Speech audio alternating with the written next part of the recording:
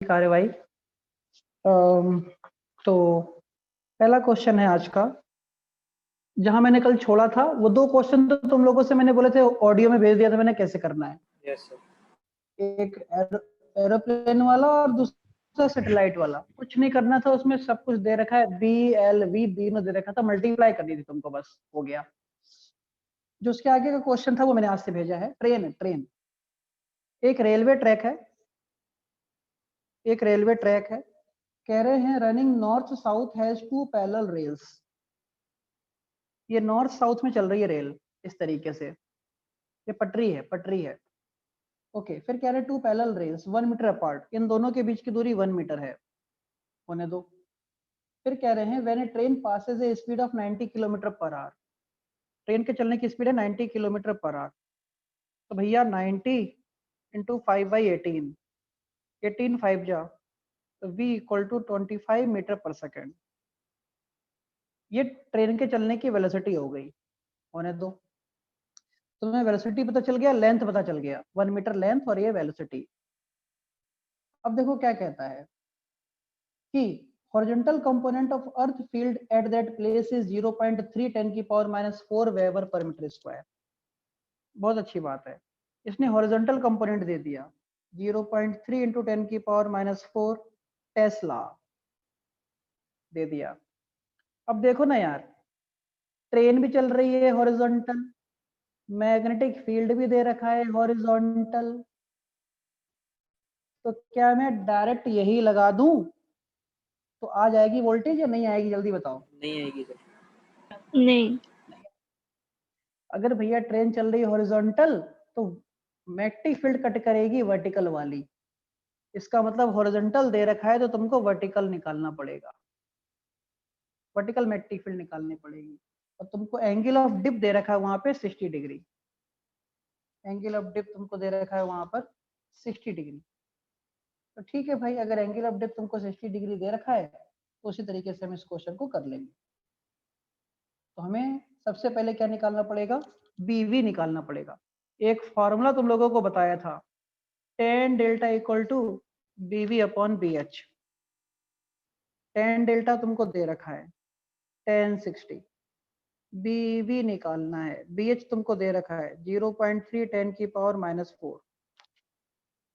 तो यहाँ से बीवी आ जाएगा, बीवी की वैल्यू आ जाएगी यहाँ से सॉल्व करने के बाद 0.52 10 की पावर -4, 0.52 इंटू 10 की पावर -4 टेस्ला। बात खत्म। तो कहने का मतलब क्या हुआ, वर्टिकल कंपोनेंट तुमने निकाल लिया, वेलोसिटी तुमको पता है, लेंथ तुमको पता है, तो काम खत्म हो गया इस क्वेश्चन का। क्वेश्चन का फॉर्मूला क्या था, वी वी एल वी, बात खत्म। E equal to 0.5 10 to the power -4, length है 1, वेलोसिटी है 25। तो जो वोल्टेज बनेगा वो वोल्टेज बनेगा यहाँ पे 1.3 इंटू 10 की पावर -3 वोल्ट आंसर। तो याद रखना, अगर तुमको हॉरिजॉन्टल कंपोनेंट दिया है और ट्रेन चल रही है तो हॉरिजॉन्टल से कुछ नहीं होने वाला, वर्टिकल निकालना पड़ेगा, इसलिए तुमको एंगल ऑफ डिप दिया जाएगा। वर्टिकल कंपोनेंट निकालो और फॉर्मूला क्या होता है, E इक्वल टू BLV लगाओ और आंसर आ जाएगा। बात खत्म। क्वेश्चन नंबर आज का 2 देखो। हाँ बोलो। पर अगर देखा जाए तो हॉरिजॉन्टल कंपोनेंट भी ट्रेन को कट करेगा। क्या अगर देखा जाए प्रैक्टिकली तो हॉरिजॉन्टल कंपोनेंट भी ट्रेन को कट करेगा ना। प्रैक्टिकली हम तो सिर्फ उस पार्ट को देख रहे हैं कि जो पहिए के अंदर, जैसे दो तरफ पहिए हो गए, एक पहिया यहाँ हो गया एक पहिया यहाँ हो गया ऐसे, और ये जो एक्सेल चल रही है, एक्सेल दो पहियों को जोड़ने वाली रॉड, ये हॉरिजॉन्टल कंपोनेंट को नहीं कट करेगी, ये तो उसके पैरेलल चलेगी। सोचो, पूरी ट्रेन तो कहीं ना कहीं क्या कट करेगी, सोच के देखो, पूरी ट्रेन कैसे कट करेगी। ट्रेन भी चल रही है नॉर्थ से साउथ, मैग्नेटिक फील्ड भी चलती है नॉर्थ से साउथ, दोनों एक दूसरे के पैरेलल चल रहे हैं, कैसे कट करेगा दोनों एक दूसरे को, बताओ। एक्सेल तो कट नहीं करेगा लेकिन ट्रेन तो कट कर सकती है ना। हाँ, ट्रेन कट कर सकती है, लेकिन ट्रेन कट करके भी कर क्या लेगी, उसमें पोटेंशियल डेवलपमेंट होगा ही नहीं। ट्रेन कट करेगी, करेगी क्या? ट्रेन का तो सामने सामने वाला हिस्सा कट करेगा, खाली ये जो ट्रेन का इंजन, ट्रेन का इंजन वो भी कैसे कट करेगा? थोड़ा दिमाग लगाओ। ये मेरा हाथ ट्रेन का इंजन है और ये ऐसे जा रहा है और मैग्नेटिक फील्ड भी ऐसे ही जा रही है, इधर ही जा रही है, तो कैसे कट करेगा बताओ? जी ठीक है जब सर। ये मैग्नेटिक ओके। फील्ड है और ये भी इंजन है, दोनों तो एक ही तरफ जा रहे हैं, दोनों एक ही तरफ जा रहे हैं, तो कैसे कट करेगा?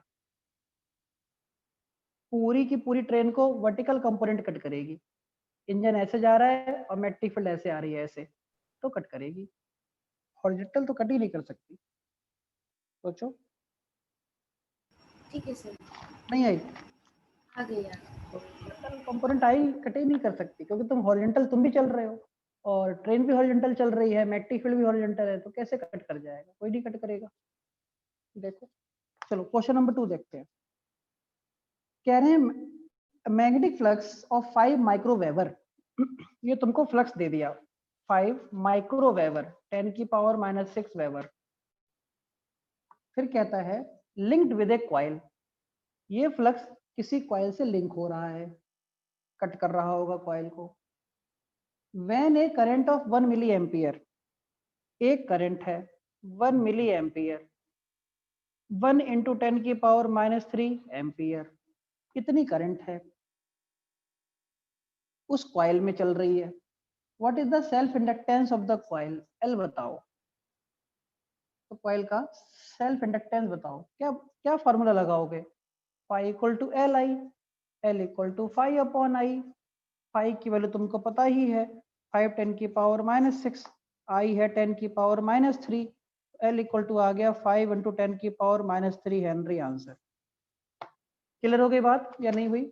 आगे बढ़ जाऊं? तो कुछ भी नहीं करना था इस क्वेश्चन में। तो क्वेश्चन नंबर 3, तुमको फ्लक्स दे रखा है, करंट दे रखी है, एल एल पूछा है, तो जल्दी से कर ही दो फिर एक क्वेश्चन, देखिए कौन आंसर बताता है। खाली कैलकुलेशन करा रहा हूँ, कोई कठिन चीजें है ही नहीं। अगला तुमको कर फ्लक्स दे देंगे रखा सर। है 150, एक इसी को कर दे चल।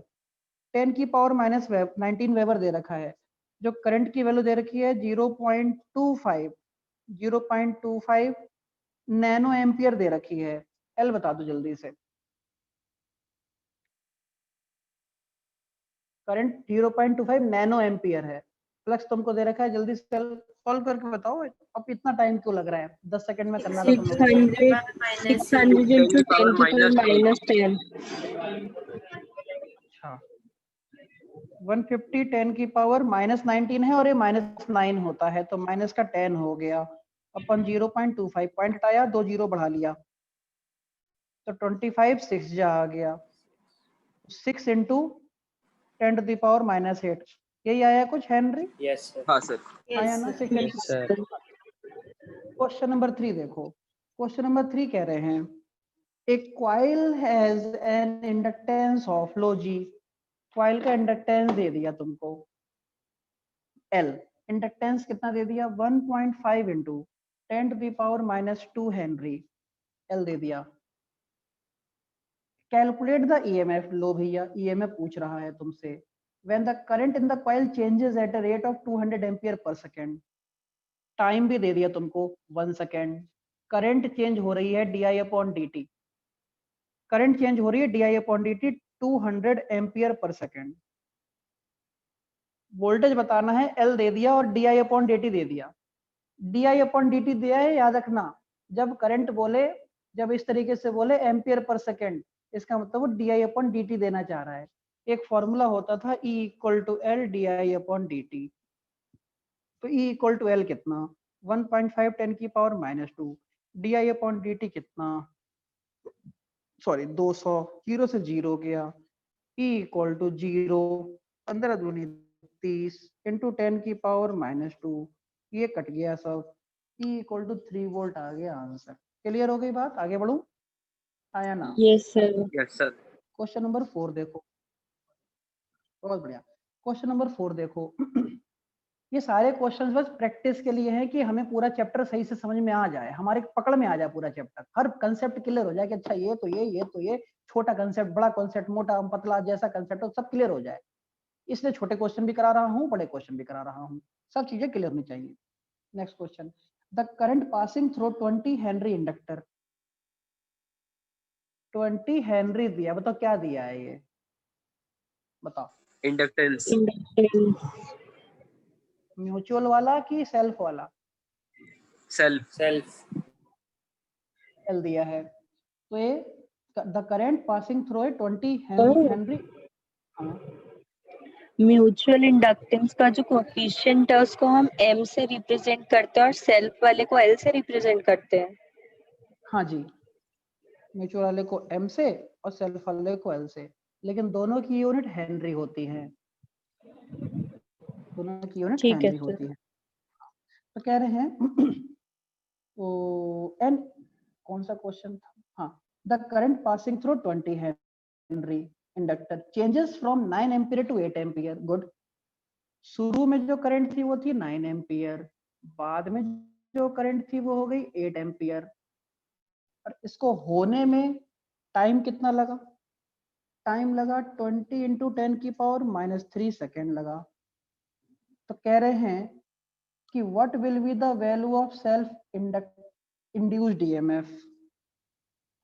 इंड्यूस्ड ईएमएफ कितना बनेगा बताओ, चलो करो अपने आप, 1000 करो अपने आप। 1000 वोल्ट,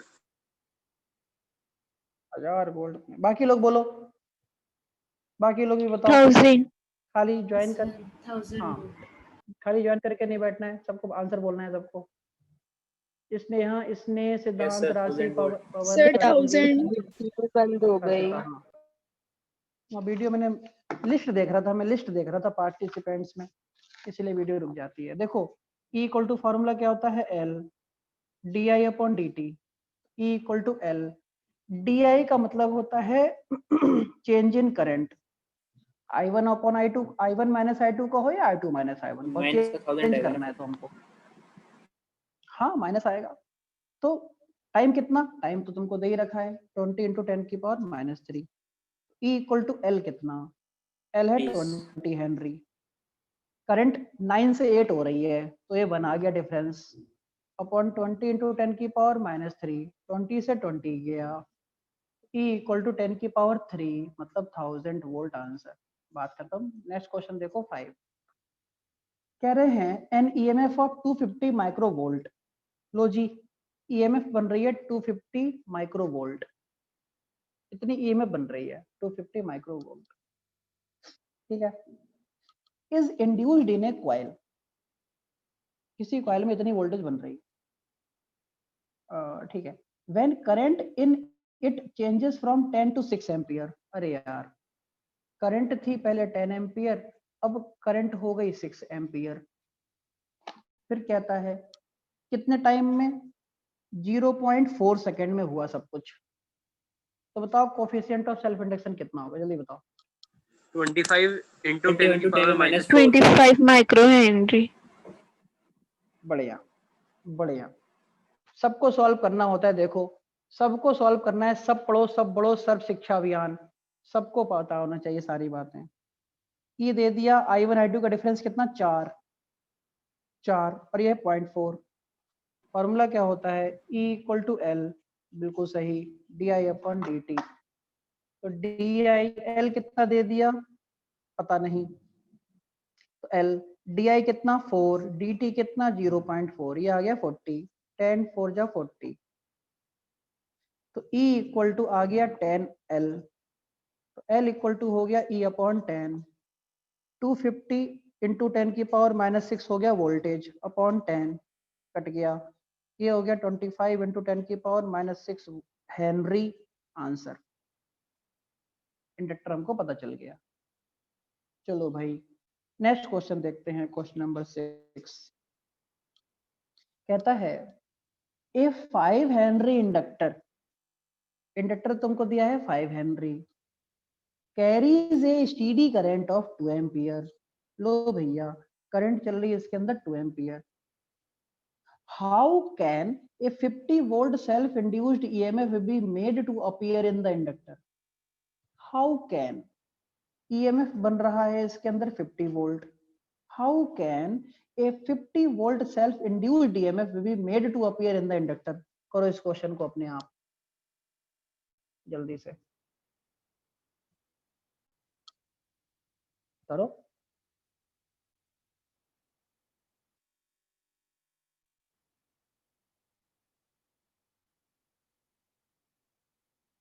अब क्या हुआ, कहाँ गए सब? 0.2 इंडक्टर दे रखा है तो 0.2 क्या? हाथी, हाथी 0.2 घोड़ा सेकंड। गधा क्या? 0. सेकंड। अच्छा अच्छा, तो तुमसे पूछ रहे हैं कि 5 हेनरी का इंडक्टर है, 2 एम्पियर की करंट उसके अंदर चल रही थी, तो क्या करना पड़ेगा कि 50 वोल्ट का वोल्टेज बनने लगे उसके अंदर? तो क्या करना पड़ेगा, क्या क्या मतलब है? करना ये पड़ेगा तो कितने टाइम में, करंट लेंगे। देखो हाँ, उसने टाइम का नाम नहीं लिया, देखो इस क्वेश्चन में उसने इस क्वेश्चन में टाइम का नाम नहीं लिया, लेकिन पूछा टाइम कि कितने टाइम में इस करंट को हम चेंज कर दें, कितने टाइम में इस करंट को हम चेंज कर दें, इतना वोल्टेज बन जाए। लो भैया, E equal to L D I upon D t. Difference of current 2 ampere है, डिफरेंस ऑफ करंट 2 है, इसका मतलब इनिशियल 2 है, फाइनल 0 है। 2 से 0 या 0 से 2, ऐसा ही कुछ होगा, 2 का डिफरेंस है। अब कह रहे हैं L कितना 5, DI कितना 2, DT पता नहीं, E की वैल्यू 50। हाँ बोलो। हमें कैसे पता कि इसका डिफरेंस 2 है?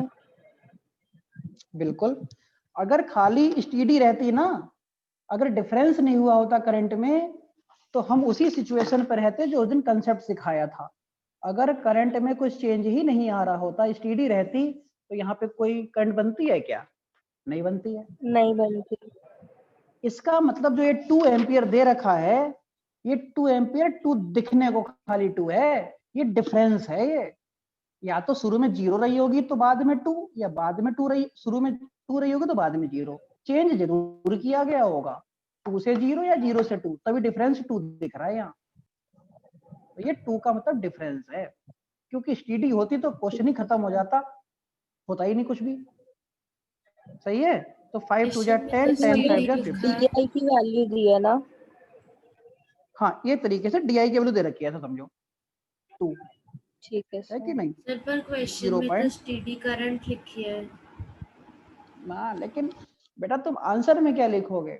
आंसर में तुम लिखोगे कि to produce the 50 volt voltage we have to decrease this current from 2 ampere to 0 ampere.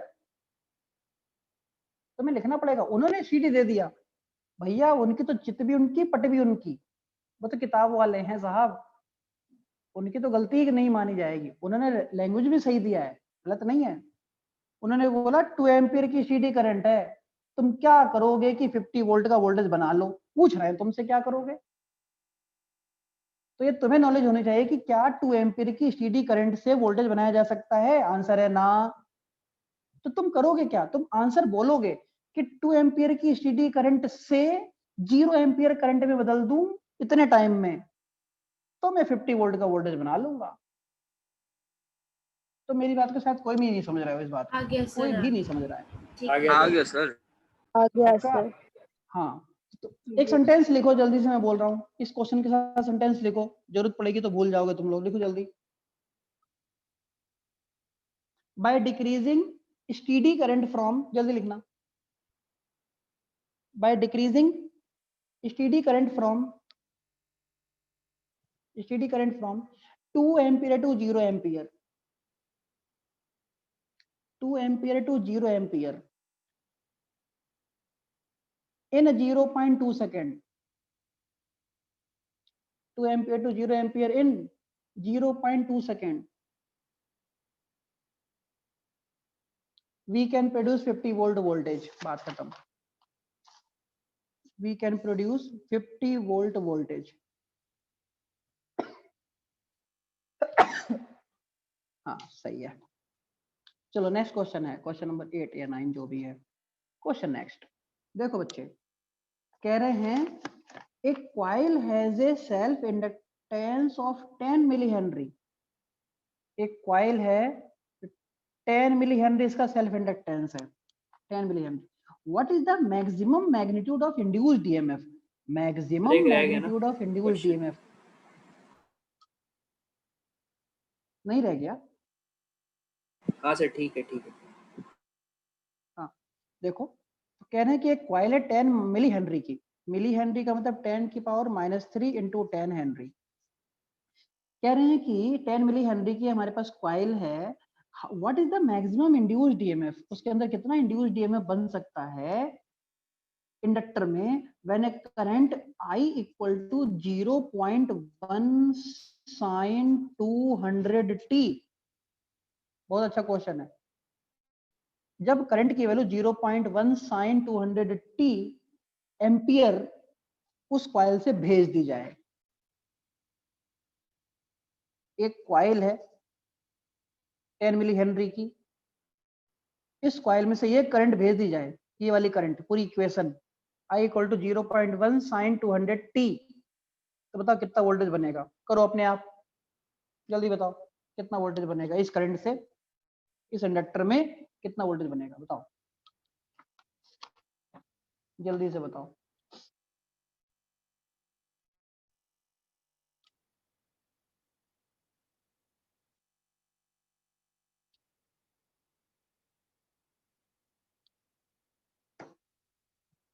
बताओ भाई, कोई तो मुंह खोलो, आंसर बोलो, क्या करें इस क्वेश्चन में? हैं क्या चीज?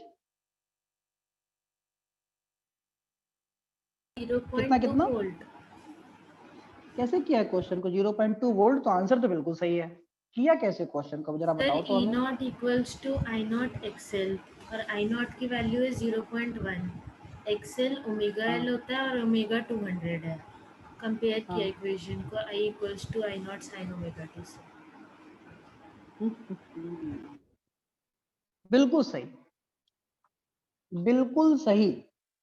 अब इस क्वेश्चन को करने के दो मेथड बताता हूं, एक मेथड जो तुमने किया वो, और एक मेथड जो मैं करने वाला हूं वो। दो मेथड देखते हैं, स्टार्ट। देखो बच्चे, मेथड नंबर 1 जो तुमने किया, क्या किया, L तुमको दे रखा था 10 मिली हेनरी, 10⁻³ हेनरी हो गया। करंट तुमको दे रखी है 0.1 sin 200t, तो करंट का फॉर्मूला होता है I equal to I0 sin omega t, I equal to I0 sin omega t, सही है। तो I0 की वैल्यू कितनी, 0.1, 0.1, ओमेगा की वैल्यू कितनी, 200, 200, इतना हो गया। अब पूछा क्या तुमसे, वोल्टेज, वो भी मैक्सिमम, मतलब E0। तो फॉर्मूला तुम लोगों को याद होगा, क्या फॉर्मूला होता है बताओ, कोई ऐसा रिलेशन बताओ जिसमें ओमेगा भी आता हो, I0 की जरूरत पड़ती हो और E0 भी आता हो, बोलो क्या था? I equals to I0 sin omega t। नहीं, ये तो इक्वेशन है ही है। एक इक्वेशन होती थी I0 equal to E0 upon XL। अब वैसे तो हम लोग पहुंच गए अल्टरनेटिंग करंट में, अगर जिसको वो चैप्टर आता होगा तो ठीक, नहीं आता होगा तो दिक्कत होगी, कोई बात नहीं। I0 equal to E0 upon XL। E0 हमको निकालना है, I0 पता है, XL नहीं पता। टेंशन मत लेना बिल्कुल भी, क्योंकि इसका वो मेथड बताऊंगा जो इस चैप्टर में लग रहा है, ये वो मेथड है जो अगले चैप्टर का है, AC अल्टरनेटिंग करंट मैंने अभी नहीं पढ़ाई है, बिल्कुल टेंशन मत लेना, ये समझ में नहीं आया, चिंता मत करना। XL की वैल्यू होती है ओमेगा L, इसलिए I0 equal to E0 upon omega का फॉर्मूला होता है 2, छोड़ो, ओमेगा तुमको पता है 200, 200, इंडक्टर तुमको पता है 10 इंटू 10⁻³ 3 जीरो से 3 जीरो गए, और I0 की वैल्यू कितनी है, 0.1, तो 0.1 equal to E0 upon 2 multiply कर दो, E0 equal to 0.2 volt answer. बिल्कुल सही मेथड है, लेकिन ये अगले चैप्टर का मेथड हो गया, इसलिए चिंता वाली बात नहीं। मेथड 1 की जो इक्वेशन दे रखी थी उसको करंट की इक्वेशन से कंपेयर किया, I0 आ गया, ओमेगा का मतलब 200 आ गया, ओमेगा आ गया, आई नॉट आ गया। फॉर्मूला क्या होता है, I naught equal to E naught upon XL. E naught XL की वैल्यू होती है ओमेगा एल, ओमेगा 200 पता है, एल तुमको दे रखा है, आई नॉट दे रखा है, ई नॉट आ गया। चलो ये मेथड है, बिल्कुल सही है। मेथड नंबर 2 जो इस चैप्टर के हिसाब से है, मेथड नंबर 2 देखो बेटा, एक बात बताओ यार, एक बात बताओ, करंट तुमको सॉरी वोल्टेज तुमको मैक्सिमम चाहिए, वोल्टेज, और इसका फॉर्मूला होता है L D I upon D T. इसका मतलब तुमको ये भी मैक्सिमम चाहिए। बच्चे हाँ कि ना यार, बोलना जरूर, हाँ मुंह सर। खोलना जरूर, Yes, sir. Yes, sir. क्योंकि तुम्हारा रिस्पॉन्स जरूरी है। मैं इंटर में नहीं हूँ, मैं इंटर में नहीं हूँ, 18 साल पहले इंटर में था, सन 2002 में।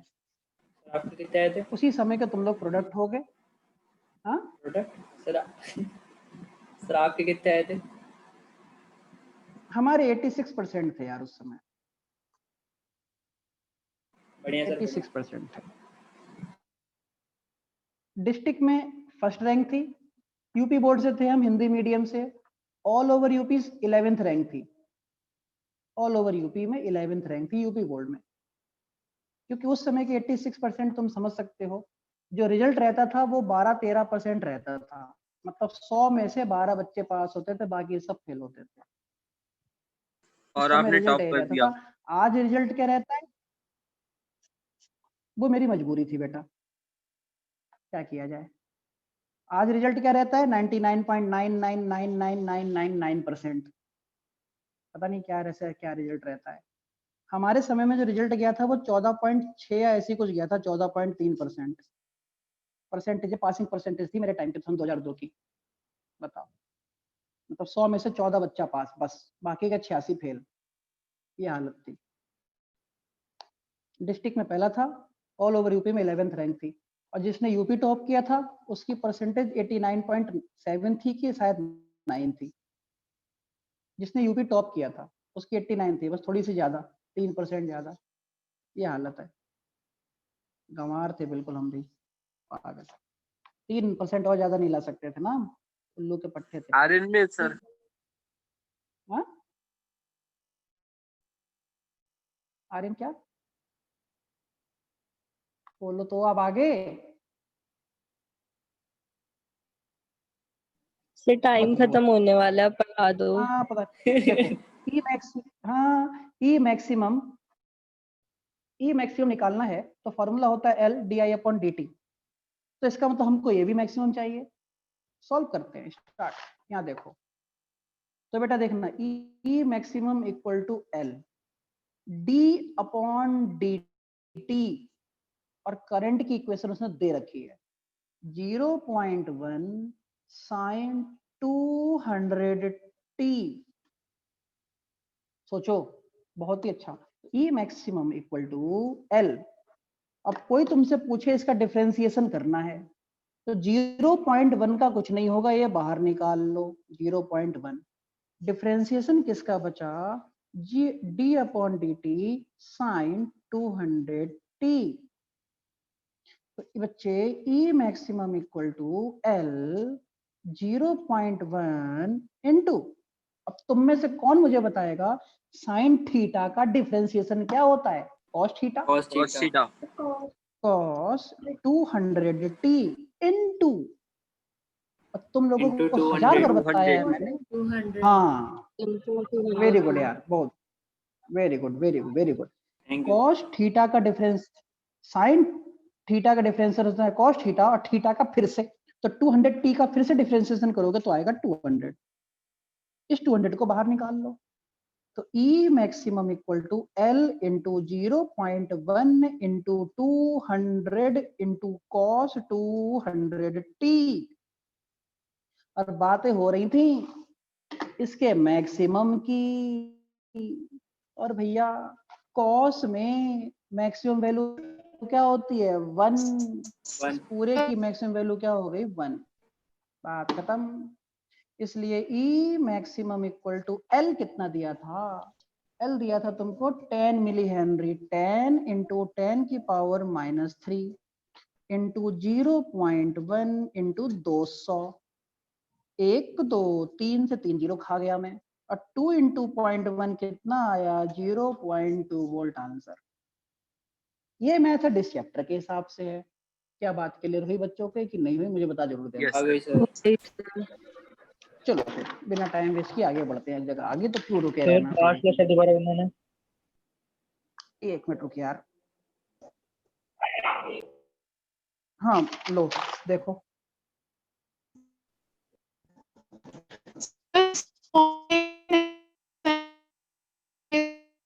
क्या हुआ, हटा दूं पेज? तो बता दो सर, लास्ट वाला स्टेप। अच्छा लास्ट वाला स्टेप पूछ रहे हो? लास्ट वाला स्टेप कौन सा? इस पहला स्टेप, दूसरा स्टेप, तीसरा या चौथा, कौन सा स्टेप?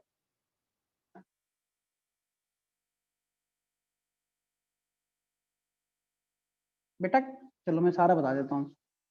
देखो ई मैक्सिमम इक्वल टू क्या फॉर्मूला होता है, L D I upon D T. ये होता है आई, आई की वैल्यू दे रखी थी उसने इतनी सारी।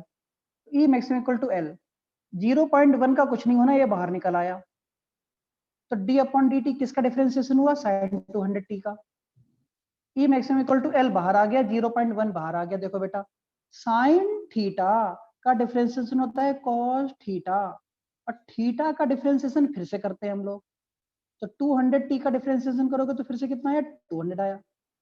200 को बाहर निकाल लो, तो L into 0.1 into 200 into cos theta. अब कहता है मैक्सिमम, इसका मतलब कॉस की वैल्यू भी मैक्सिमम लोगे, तो कॉस की मैक्सिमम वैल्यू कितनी 1, इसका मतलब ये सब कुछ हो गया 1, तो ये हो गया 1। इन सब की मल्टीप्लाई कर दो, L दिया है 0.1 दिया है, 200 दिया है, सॉल्व करके 0.2 आ गया। डन, आगे बढ़ते हैं। क्लियर, समझ में आ गई बात, यस और नो? चलो यस भाई सर। क्वेश्चन नंबर नेक्स्ट देखो, क्वेश्चन नंबर 8 या 9 जो भी है। देखो क्या कहता है, एक कॉइल हैज इंडक्टेंस 5 हेनरी, लो यार इंडक्टेंस कितनी 5 हेनरी दे रखी है कॉइल, एंड रेजिस्टेंस 20 ओम, अरे मर गए, रेजिस्टेंस कितना 20 ओम भी दे दिया, लो भाई। An EMF of 100 volt is applied to it, एक ईएमएफ लगा रहे हैं 100 वोल्ट का इसके ऊपर। What is the energy stored in the magnetic field, ओए होए energy stored in the magnetic field पूछ रहे हैं तुमसे।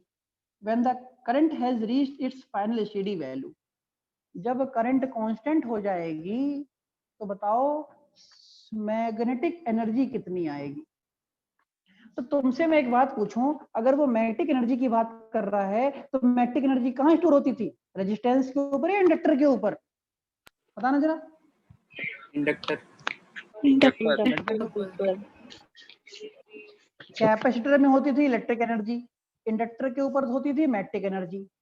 तभी तो इन दोनों के सर्किट का नाम क्या पड़ता था, टैंक सर्किट।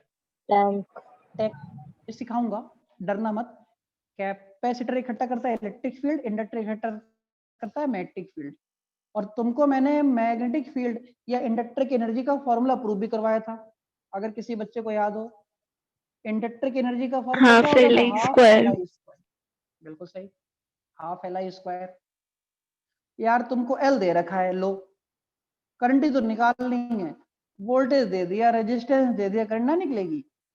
तो U इक्वल टू कितना यार, हाफ एल, आई की वैल्यू कितनी, वोल्टेज अपॉन रेजिस्टेंस का स्क्वायर, खत्म कहानी।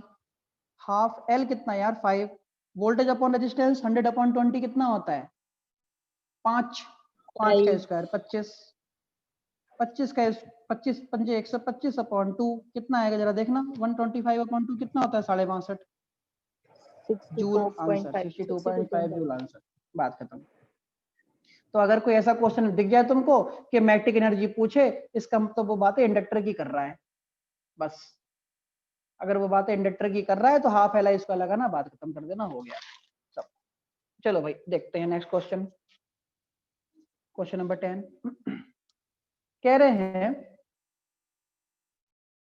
What is the mutual inductance, कौन सा क्वेश्चन है, यही वाला है क्या, what is the mutual inductance? Yes sir.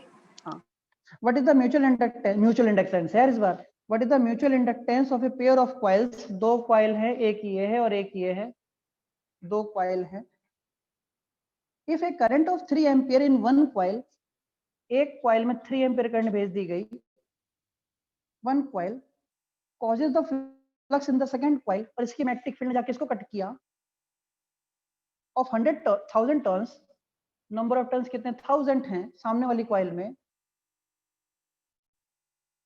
और चेंजेस बाय 10 की पावर -4 वेबर, और फ्लक्स की वैल्यू तुमको दे दी 10 की पावर -4 वेबर। तो तुमको फ्लक्स दे दिया, करंट की वैल्यू दे दी, नंबर ऑफ टर्न्स दे दिए, तो क्या पूछता है, म्यूचुअल इंडक्टेंस एम पूछ रहा है, एम पूछ रहा है, एम। नहीं कर सकते क्या? सर वो फ्लक्स इन ईच टर्न है।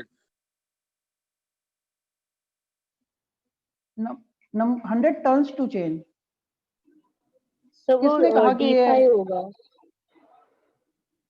सुनो सुनो सुनना, इसकी मैग्नेटिक फील्ड, इसकी जो फील्ड है 10 की पावर -4 वेबर है, 10 की पावर -4 वेबर जाके सामने वाली कॉइल को कट कर रही है, उसमें नंबर ऑफ टर्न्स हैं 1000, तो टोटल फ्लक्स कितना आएगा?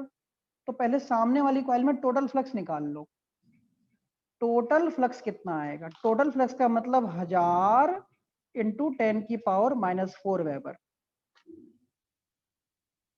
1000 टर्न है, टोटल नंबर ऑफ टर्न्स 1000, इतनी वेबर जा रही है एक टर्न में, तो 1000 टर्न में कितनी वेबर कट करेगी? इतनी करेगी।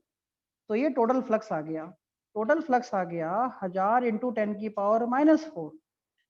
ठीक है, करंट तुमको दे रखी है 3 एम्पियर और एम पूछा है, तो फॉर्मूला याद है तुम लोगों को, एम इक्वल टू क्या होता था, फाई इक्वल टू होता था एम आई, तो एम इक्वल टू क्या हो जाएगा, फाई अपॉन आई। फाई तुमको पता है, आई तुमको पता है, क्या एम नहीं निकाल सकते?